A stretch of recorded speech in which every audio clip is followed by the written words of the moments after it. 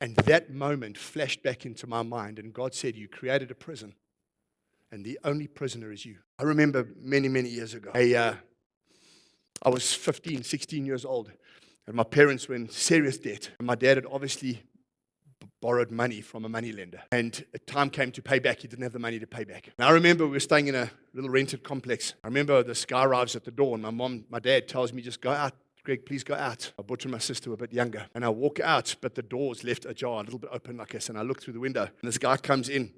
I want the money. I don't have it. So he says, I'll take your jewelry. And I remember my mom saying, Michael, this is all I have left of what you gave me from the day we got married. It's this ring on my finger. And I remember that guy saying, give it to me. Diamond ring. And I remember my dad saying, Jen, it's only stuff. We'll do something to sort it out. And I remember that guy, I watched through the window, that guy taking the ring off my mom, dishonoring her to that degree. And I remember the thoughts I had. I took a photo picture of that guy's face. And I asked later on who'd come to visit, and I got his name. Because I swore, I wasn't a Christian, I swore that the day would come that I will find that guy. He won't know who I am, and I will pay back.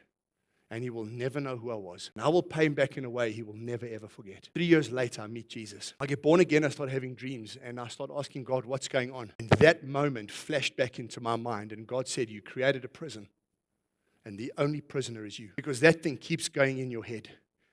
And I want you to forgive, and I want you to release. Do you know today I can neither remember his name nor how he looks, thankfully. Neither. Because I opened the prison door. How will you know that you are free and you are living in the goodness of God? When you've been grieved and you've been upset and things have happened towards you and you have released and forgiven and you don't bring it up again. You let it go.